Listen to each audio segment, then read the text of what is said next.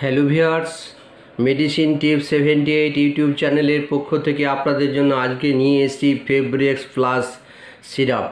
বন্ধুরা, আপনারা দেখতে পাচ্ছেন এটি কম্পোজিশন হচ্ছে প্যারাসিটামল, ফেনিলাফাইন হাইড্রোক্লোরাইড এবং ক্লোরোফ্রমাইন ম্যালিয়েট।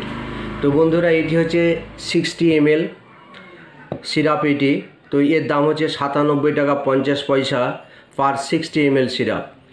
তো যাই হোক বন্ধুরা, এর দাম বলে দিলাম।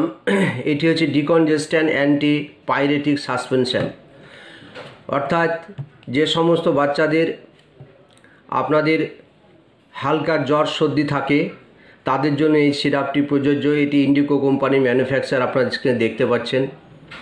তো যাই হোক, এই সিরাপের কাজ সম্পর্কে বিস্তারিত আপনাদের সামনে তুলে ধরি। Fabrics plus syrup is a medicine used to symptomatic treatment of common cold in children.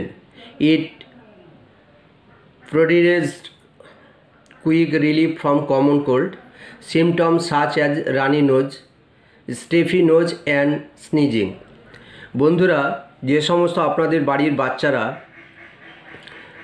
আপনাদের কি হয়, সর্দি হয়, হাঁচি হয় বা ছিঁকি যাকে বলেন আপনারা, এবং নাক জাম থাকে, বন্ধুরা তাদের জন্য এই সিরাপটি ব্যবহার করা হয়। তাছাড়াও হালকা জ্বর সর্দির কারণে বা আবহাওয়ার তারতম্যের কারণে আপনার হালকা জ্বর থাকে, তার সঙ্গে হালকা সর্দি এবং কাশি থাকে, তাদের জন্য আপনাদের এই সিরাপটি।